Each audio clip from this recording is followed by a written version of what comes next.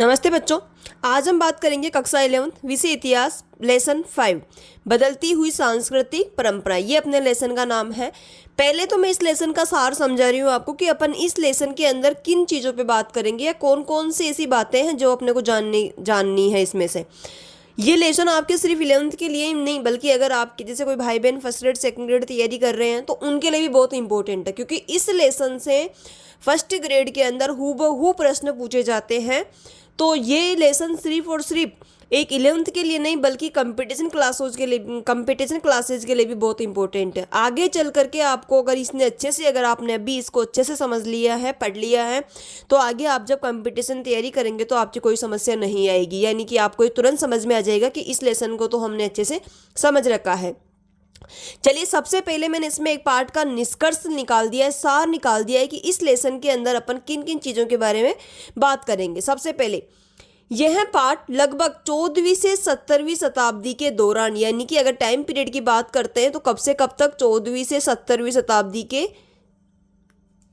दौरान यूरोप में हुए सांस्कृतिक बदलाव के बारे में बताता है। यानी कि ये जो लेसन है ये किससे रिलेटेड है? 14वीं से 17वीं शताब्दी के दौरान यूरोप में जितने भी सांस्कृतिक बदलाव हुए हैं उनके बारे में, और जितने भी सांस्कृतिक बदलाव हुए हैं उन्हें कहते हैं पुनर्जागरण। इस समय लोगों की सोच में बड़ा परिवर्तन आया और कला, साहित्य, विज्ञान तथा शिक्षा का विकास हुआ। और जब कला, साहित्य, विज्ञान और शिक्षा का जो विकास होता है तो उसे ही कहते हैं अपन पुनर्जागरण। अब इसमें मुख्य बिंदु अपन बात करते हैं कि अपन किस किस टॉपिक के ऊपर बात करेंगे। सबसे पहले अपन बात करेंगे पुनर्जागरण। पुनर्जागरण का अर्थ क्या होता है? प्राचीन यूनानी रोमन ज्ञान का पुनर्जन्म और नई सोच का विकास। ये इंपॉर्टेंट है, जो नई सोच का विकास हो रहा ना, यही क्या पुनर्जागरण, यानी कि फिर से जन्म हो रहा है। यानी कि प्राचीन यूनानी रोमन ज्ञान का पुनर्जन्म, यानी कि प्राचीन समय में जो यूनानी रोमन ज्ञान चल रहा था उसका पुनर्जन्म हो रहा है, यानी कि नई सोच का विकास हो रहा है। उसे क्या कहते हैं अपन? पुनर्जागरण। मानवतावाद, मनुष्य और उसके जीवन को महत्व देना। मानवतावाद का मतलब ये होता है कि मनुष्य को महत्व देना, उसके विचारों को महत्व देना, उसके तर्क जो भी हैं उनको महत्व देना। मानवतावाद का मतलब मनुष्य को महत्व देना। कला का विकास, कला के विकास में चित्रकला, मूर्तिकला और वास्तुकला में यथार्थवाद। यथार्थवाद का मतलब होता है बिल्कुल जैसा है वैसा ही आपको दिखाई दे रहा है, यानी कि जीवंत चित्र। यानी कि ऐसा चित्र जिसको देख करके आपको लगे कि ये तो जीवंत चित्र है, यानी कि ये हूबहू ऐसा बैठा हुआ है या बैठी हुई है, यानी कि वैसा का दिखाई देना जैसे तो उसके अंदर जीव डला हुआ है। वैज्ञानिक प्रगति, नए आविष्कार और खोजों ने लोगों की सोच बदल डाली, तभी तो पुनर्जागरण होगा। तो ये भी अपन इसके अंदर पढ़ेंगे। आगे मुद्रण कला, यानी कि जब पुस्तकों का प्रचार प्रसार हुआ और शिक्षा में तेजी से फैली। यानी कि मुद्रण कला का मतलब होता है नई नई किताबें छप रही थी। जोहान्स गुटेनबर्ग जिसने छापे खाने का आविष्कार किया, और प्रथम मुद्रित पुस्तक थी बाइबिल। यानी कि नई नई, जैसे अपन लिखते हैं तो अभी अगर आप लिखोगे हाथ से, एक प्रति आपने बना ली, उसके बाद में दूसरी प्रति फोटोकॉपी करने के लिए आपको हाथ से लिखना पड़े तो उसमें बहुत टाइम लगेगा, बहुत खर्चा आएगा। तो उसी तरह से प्रिंट निकालना, अपन बोलते हैं फोटोकॉपी कर लाओ इसकी, तो वो फोटोकॉपी वही कहलाती है मुद्रण। समाज पर प्रभाव, शिक्षा, संस्कृति और ज्ञान आम लोगों तक पहुंचा, आधुनिक युग की शुरुआत होती है। ये अपने जो इसमें मैंने पॉइंट बताए हैं, समझाइए, पाठ का सार था। अब अपन बात करेंगे सबसे पहले इटली के नगरों का पुनरुत्थान। यहां से अपना लेसन स्टार्ट हो रहा है। इटली के नगरों का पुनरुत्थान, यानी कि इटली के अंदर कौन कौन से नगरों का पुनरुत्थान होता है, या इटली के अंदर नगरों का उत्थान क्यों होता है, उसके कौन कौन से कारण रहे हुए हैं, या फिर अगर कहा जाए कि पुनर्जागरण की शुरुआत इटली के कौन से देश से हुई है, तो इन सभी की बात अपन इसके बारे में करेंगे। मध्यकाल में यूरोप के कई शहर कमजोर हो गए थे। अब आगे मैं इसमें काल भी बताऊंगी कि मध्यकाल का समय कौन सा था। तो मध्यकाल में यूरोप के कई शहर क्या हो गए?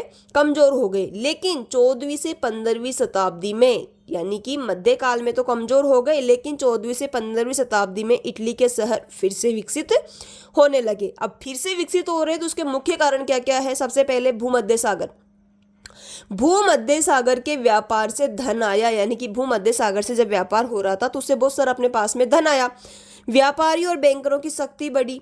धीरे धीरे व्यापारी और बैंकर जो है उनकी शक्ति बढ़ने लगी।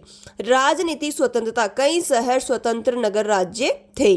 प्राचीन रोमन सभ्यता के अवशेष भी यहीं मौजूद थे। तो ये मुख्य कारण रहे अपने इटली में नगरों का पुनरुत्थान का। आपके क्वेश्चन आ सकता है कि इटली के नगरों का पुनरुत्थान के मुख्य कारण क्या क्या है। तो ये 4 कारण आपको लिख देने हैं, बस आपका आंसर बिल्कुल राइट हो जाएगा।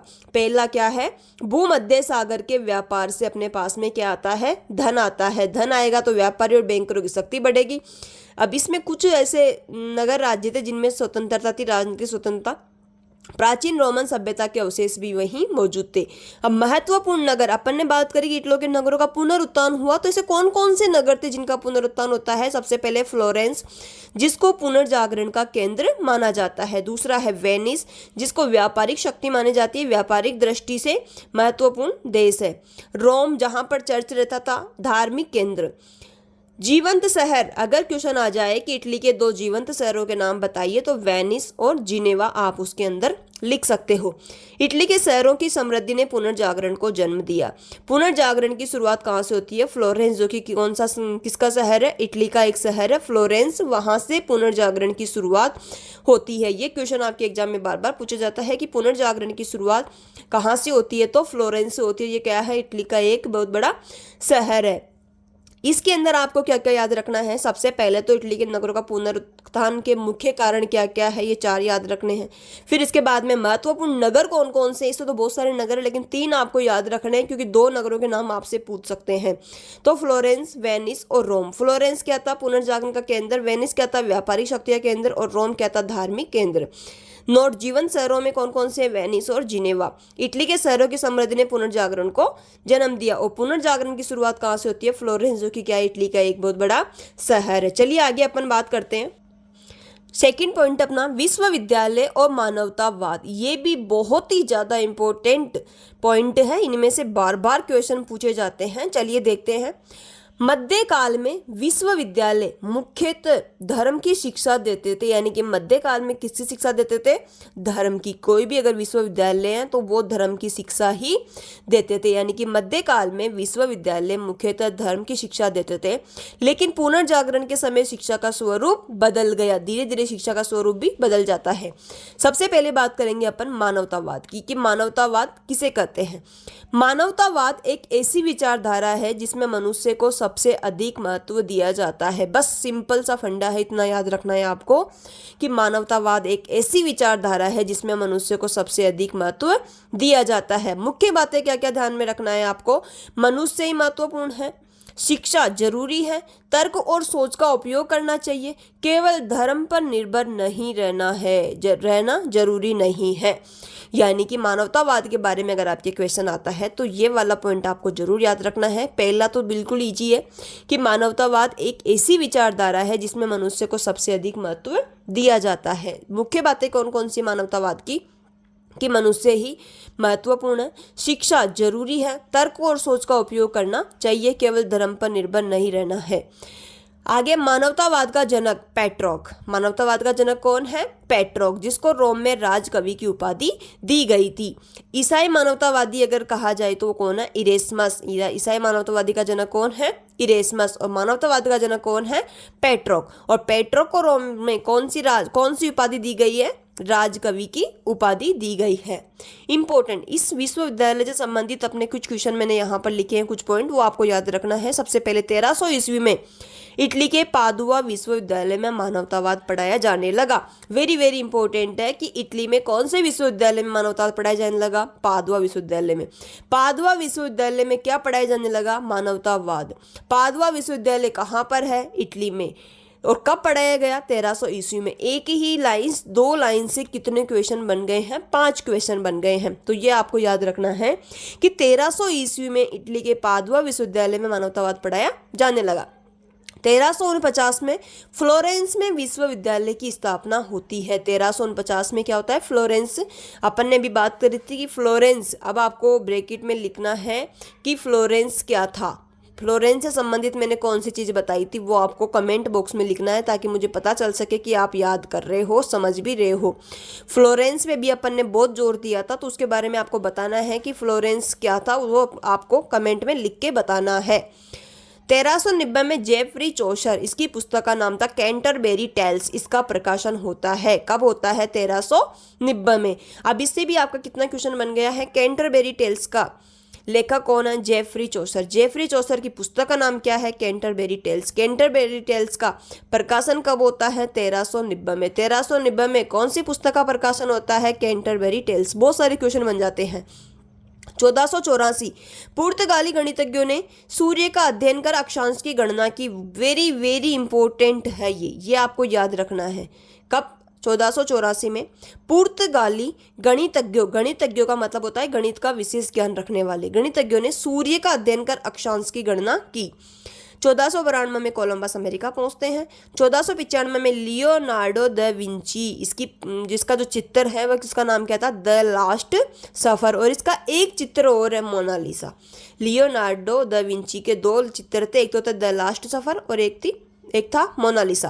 1512 माइकल एंजिलो ने सिस्टीन चैपल की छत पर चित्र बनाए थे और इसका जो चित्र था वो था दी पाइटा। इसका एक चित्र का नाम क्या है? दी पाइटा। ये मैंने आगे भी बता रखे हैं, लेकिन अभी भी आपको याद करवा दूं क्योंकि बार बार यही घूमते रहेंगे और यही इंपॉर्टेंट है इस लेसन के अंदर। तो अभी तक की अपन ने बात कर ली, चलिए आगे अपन बात करते हैं। तीसरा अपना पॉइंट है इतिहास का मानवतावादी दृष्टिकोण। सबसे पहले अपन बात करते हैं मध्यकाल। मध्यकाल में क्या था? इतिहास एक धार्मिक घटनाओं से संबंधित था। सब कुछ भगवान की इच्छा माना जाता था, यानी कि कुछ भी हो रहा है तो समझते थे कि भगवान यही चाह रहे हैं। यानी कि इतिहास का मानवतावादी दृष्टिकोण के बारे में बात करें तो मध्यकाल के अंदर ये होता था कि इतिहास धार्मिक घटनाओं से संबंधित था, यानी कि जो कुछ भी हो रहा है वो किसकी इच्छा से होता था? भगवान की इच्छा से, ये माना जाता था। मानवतावादी दृष्टिकोण, इतिहास को मानव कार्यों के रूप में समझना, प्राचीन रोम और यूनान के इतिहास का अध्ययन, तर्क और प्रमाण का उपयोग। अब मानवतावादी और बाद के विद्वानों द्वारा प्रयुक्त कालक्रम 5 से 14वीं शताब्दी को 3 भागों में बांट दिया गया है। पहला 5वीं से 9वीं शताब्दी, दूसरा 9वीं से 11वीं और तीसरा 11वीं से 14वीं शताब्दी। ये मध्यकाल माना जाता है इसको। अंधकार युग 5वीं से 9वीं शताब्दी को अंधकार। अब आपके क्वेश्चन इसमें ऑब्जेक्टिव टाइप में जो क्वेश्चन आएंगे वो आएंगे 5वीं से 9वीं शताब्दी का काल किस काल के नाम से जाना जाता है? अंधकार युग। या फिर ये भी क्वेश्चन आ सकता है अंधकार युग कौन से समय को माना जाता है? तो 5वीं से 9वीं शताब्दी के जो कालक्रम है उसको कहा जाता है अंधकार युग। आरंभिक मध्य युग किसको कहा जाता है? 9वीं से 11वीं शताब्दी को। या फिर आपके क्वेश्चन आ सकता है कि 9वीं से 11वीं शताब्दी का काल क्या कहलाता है? आरंभिक मध्य युग। और 11वीं से 14वीं शताब्दी का उत्तर मध्य युग। 15वीं शताब्दी से आधुनिक युग की शुरुआत होती है। ये इंपॉर्टेंट है, वेरी वेरी मोस्ट। कौन सी शताब्दी से आधुनिक युग की शुरुआत होती है? 15वीं शताब्दी से आधुनिक युग की शुरुआत होती है। आगे अपन बात करते हैं विज्ञान और दर्शन, अरबियों का योगदान। देखते हैं किस तरीके से अरबियों का योगदान है। यूरोप में विज्ञान का विकास अचानक नहीं हुआ, इसमें अरब विद्वानों का बड़ा योगदान था। यानी कि यूरोप के अंदर जो विज्ञान का विकास हुआ है वो अचानक से नहीं हुआ है, इसके अंदर किसका योगदान था? अरब विद्वानों का। अब देखते हैं अरब विद्वानों ने क्या क्या योगदान दिया।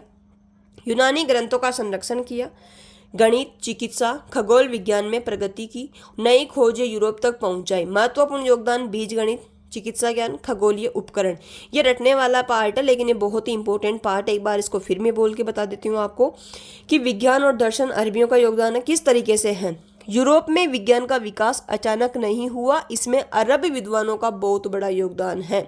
कौन से विद्वानों का बहुत बड़ा योगदान है? अरब विद्वानों का।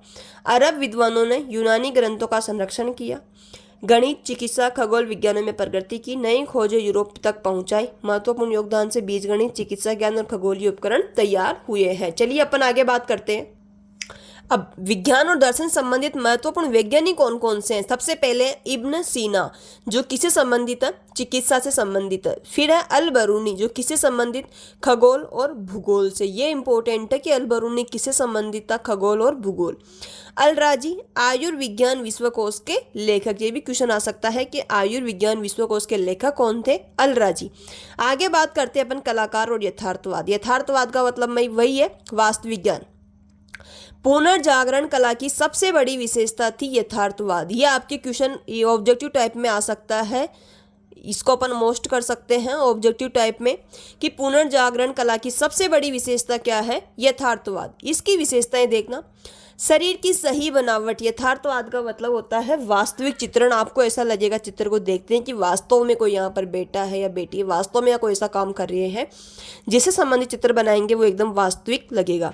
शरीर की सही बनावट, भावनाओं का चित्रण, प्रकृति का अध्ययन और वैज्ञानिक तकनीक, इनका उपयोग किया गया है। महान कलाकार कौन कौन से हैं? लियोनार्डो द विंची, ये क्या थे? चित्रकार भी थे और वैज्ञानिक भी थे। इनके प्रमुख चित्र थे, पहला मोनालिसा और दूसरा है द लास्ट सफर। ये आपको याद रखना है। लियोनार्डो द विंची के 2 चित्र हैं।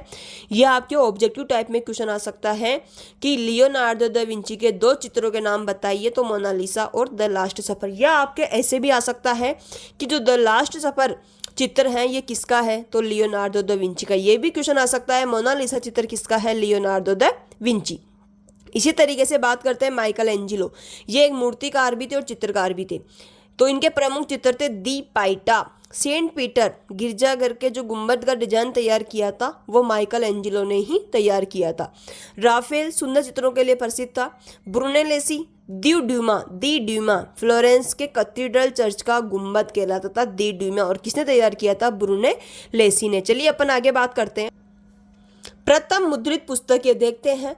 मुद्रण कला का विकास जोहान्स गुटेनबर्ग ने 15वीं शताब्दी में किया। मुद्रण कला का विकास किसने किया? जोहान्स गुटेनबर्ग ने। कब किया? 15वीं शताब्दी में। पहले छापे खाने का निर्माण भी किसने किया है? जोहान्स गुटेनबर्ग ने। यूरोप की पहली मुद्रित पुस्तक थी बाइबिल, और इसका प्रकाशन कब होता है, यानी कि इसको कब छापा गया? 1455 ईस्वी में छपी। मुद्रित पुस्तकों का महत्व, पहले क्या था? किताबें हाथ से लिखी जाती थी, बहुत महंगी होती थी, आम लोग नहीं पढ़ पाते थे। और बाद में जब पुस्तकें छपने लग गई उसके बाद में क्या था? किताबें सस्ती हुई, ज़्यादा लोगों तक पहुंची, शिक्षा का प्रसार हुआ और नए विचार तेजी से फैले। पुनर्जागरण पर इसका क्या प्रभाव पड़ता है?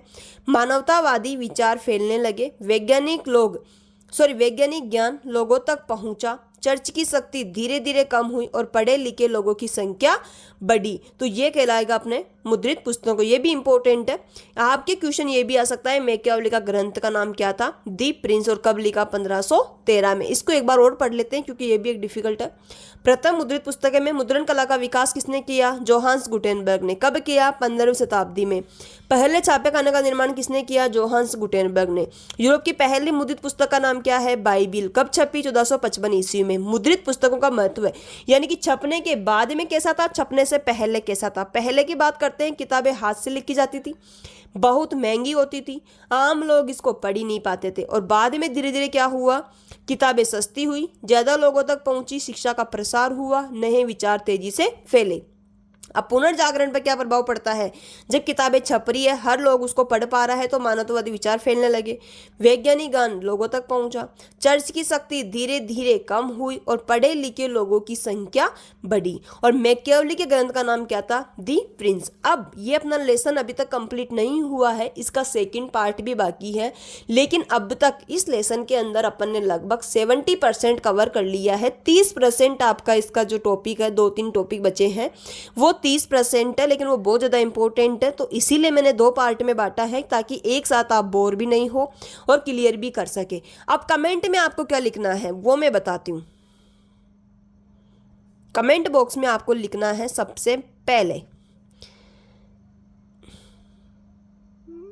दी पाइटा पुस्तक किसकी है? दूसरा, मोनालिसा किसकी पुस्तक है? इन दोनों को आपको कमेंट में लिखना है, ताकि मैं ये समझ सकूं कि आप कंप्लीट पढ़ रहे हो और कंप्लीट आप याद भी कर रहे हो। अगर आपने कमेंट में नहीं लिखा तो मुझे लगेगा कि आपने कंप्लीट इसको नहीं पढ़ा है। 2 पार्ट में बांटने का यही रीजन है कि आप एक साथ कंप्लीट कवर नहीं कर पाओगे। कम पार्ट में 20-20 मिनट के अगर 2 पार्ट डालूंगी तो आप उसको अच्छे से समझ भी पाओगे। और अगर इसमें कुछ भी ऐसा वर्ड हो या ऐसा कोई शब्द जो आपको समझ में नहीं आ रहा हो तो आप कमेंट में ज़रूर लिखना। मैं नेक्स्ट वीडियो में उसको भी अच्छे से एक्सप्लेन कर दूंगी। पूरे वीडियो को अच्छे से देखना, और अगर जानकारी सही लगे चैनल को सब्सक्राइब जरूर करना। Thank you.